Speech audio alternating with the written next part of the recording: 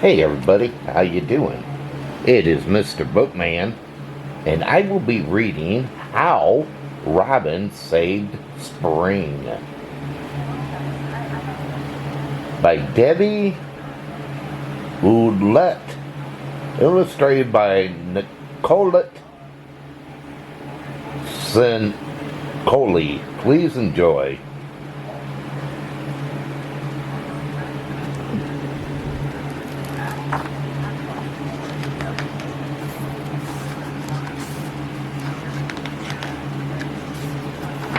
How Robin Saved Spring.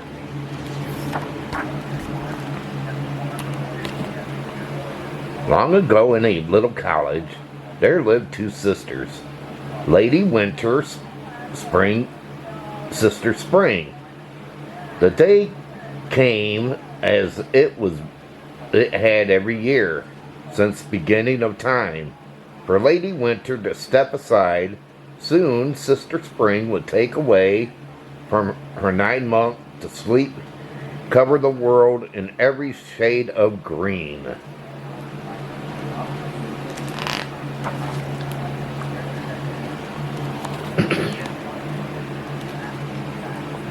The thought of dreamless sleep through the lonely months ahead made Lady Winter frown. She lifted her face to the falling snow. Flakes fell like tears from her cheeks. The cold white of snow and the blue of ice are the only colors for me, Lady Winter said with a sigh. That pretty little sister of mine thinks her spring is so much better. Who needs pink and yellow flowers? What good are hummingbirds fluttering through the trees? A perfect world would be cold and white every day of the year.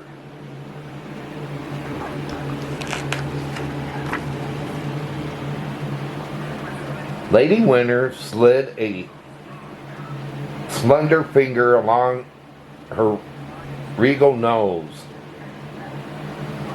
She tugged at her long silver braid. If I think hard enough, perhaps I could find a way to make it winter forever. Lady Winter tiptoed into the room where Sister Spring lay asleep in her bed. Her wide tangle of curls spilled across the lefty pillow. How pretty she looks in sleep, said Lady Winter. It would be a shame to wake her. Then she smiled a slow, throughful smile.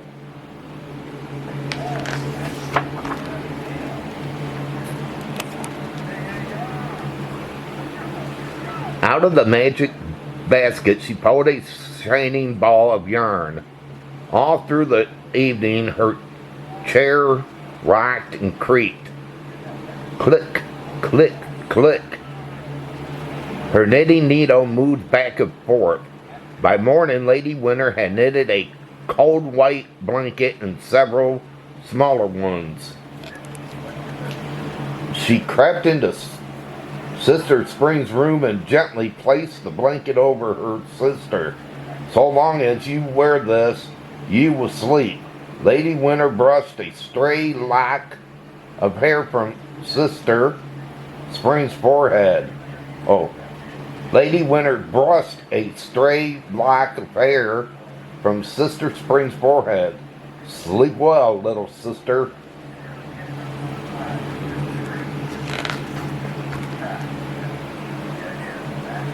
Robin sat on the windowsill of the little cottage with his plain brown belly pressed against the window pane. He watched everything that Lady Winter did. Oh no, he cried. Sister Spring must not sleep forever. What will we do without spring? He spread his wings and soared up into the air. I must get help.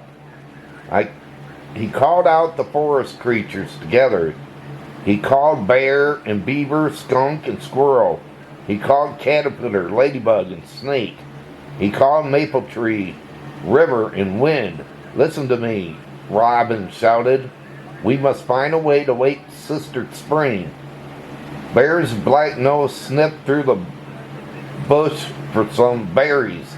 I'm big and powerful, he boosted. I will wake her. Robin discussed Bear's plan with other forest creatures. They agreed Bear should be the first to try.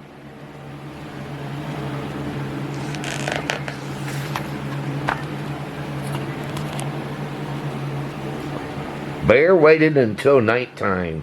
He crept into the cottage. Bump, clatter, thump.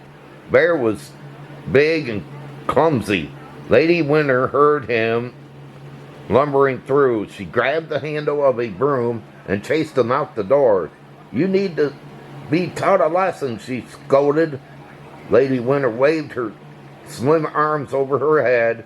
She chanted a raspy song that stole all the berries from the bushes.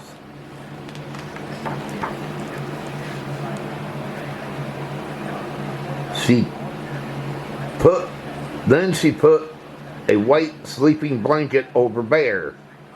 He crawled into a cave and fell into a deep sleep. The forest creatures heard of Bear's failure. Who will be next? Robin asked. I will, said Caterpillar. Bear was too big. I am small and I could sneak around better. Squish, squish. Caterpillar inched through the creak in the door, but he was bold. He slinked into the house in bright daylight. Lady Winter was waiting. She wagged a finger in front of his nose. No one fools me.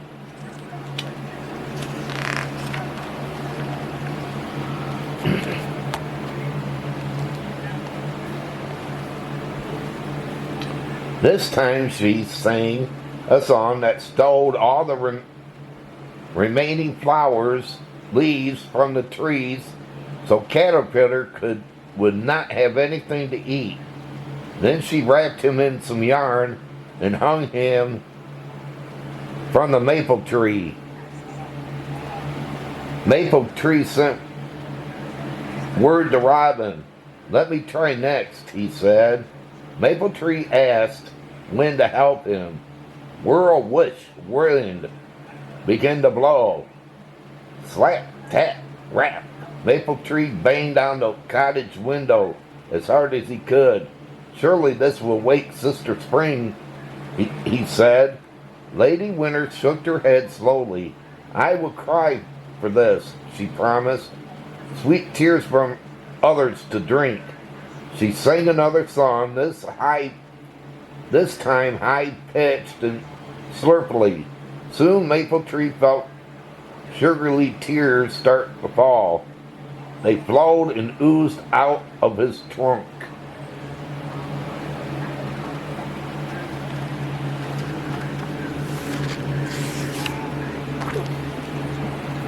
Looks like, Sister Winter doesn't want spring.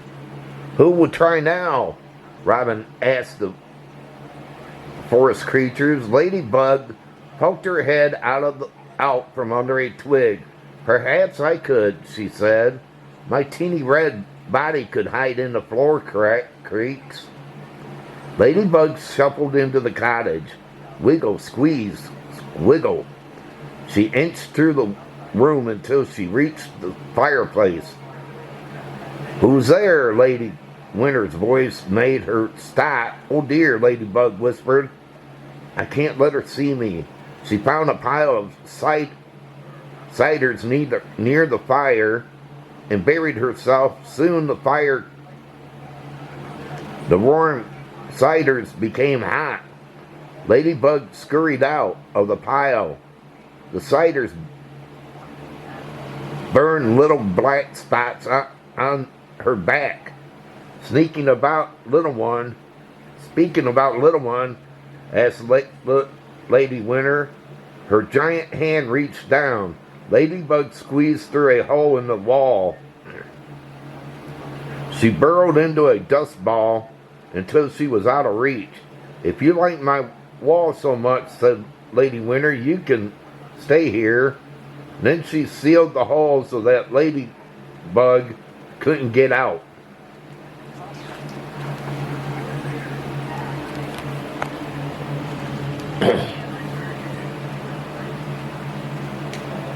Skunk volunteered next. "I'll steal in at night," he told Robin. "My beautiful black coat will blend into the shadows." Just as the moon slipped behind a cloud, Skunk began to dig. Scratch, burrow, scratch. He dug a large hole, and squeezed under the cottage door. Skunk moved silently, keeping in the dark corners. Just as he reached Sister Spring's bed, he heard a low voice. "Will you creatures ever learn?" Lady Winter ran her hand across his back.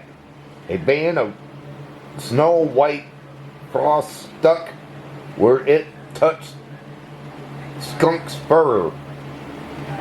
"You foolish little fellow. You won't be sneaking into the dark again." One crystal tear fell from her cheek and scattered on the floor.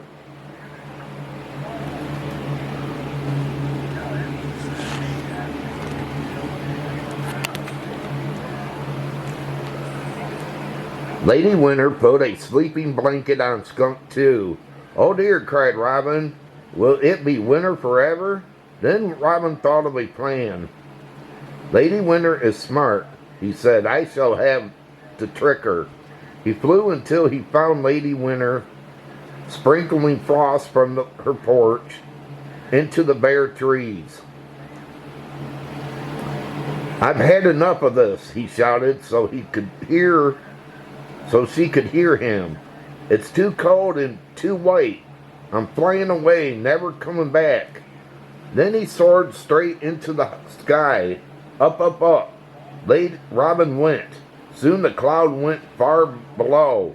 He soared past the moon and stars. He didn't stop until he found Mother Sun.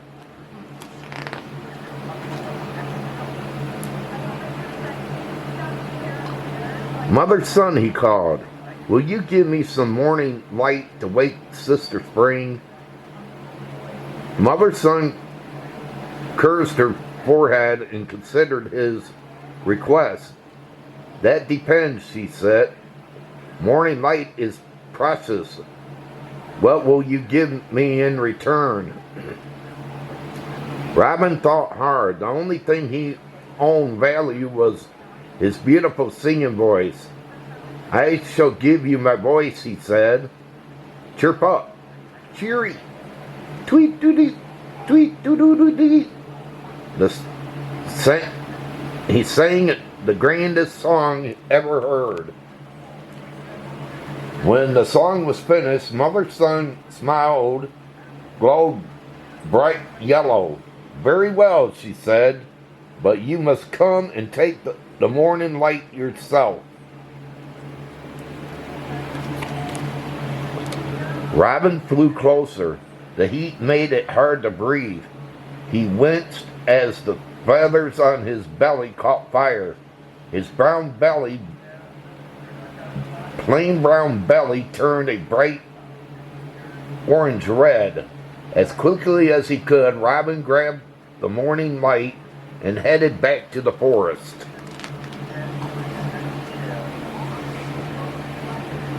Robin crept to the window to the little cottage. Tap, tap, tap. He rapped with his beak on the window pane. He shone the morning light into Sister Spring's eyes and called, "Up, up, up." Sister Spring stretched and yawned. She opened her violet eyes and smiled at Robin. "Thank you, Robin," she said. "That was a fine sleep, but now I must get to work and make things grow."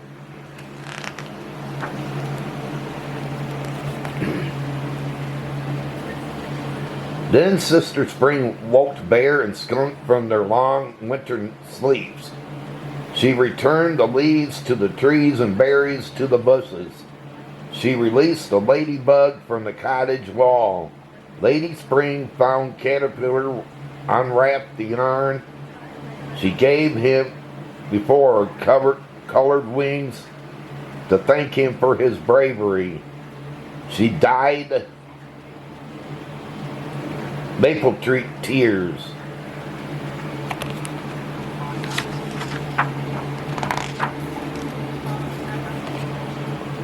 Spring came back to the world.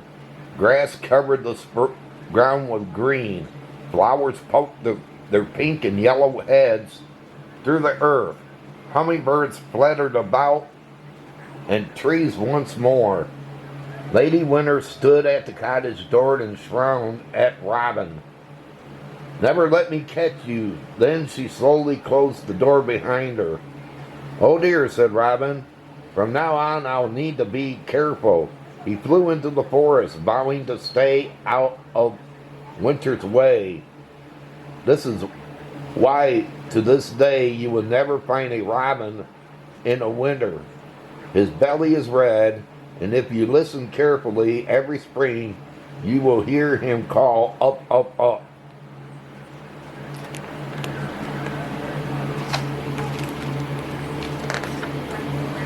Oh, wow, I guess the bird saved the day. And Robin, then Spring woke up and made it spring again. Well, wasn't that a good help from Robin? Well, everybody, I hope all of you enjoyed this book reading here, and if you did, can you give it a big thumbs up? Smash that thumbs up button. Can you do that? If you're new and you came along this book reading, can you hit that red subscribe button down below and subscribe to my channel and check out my other videos?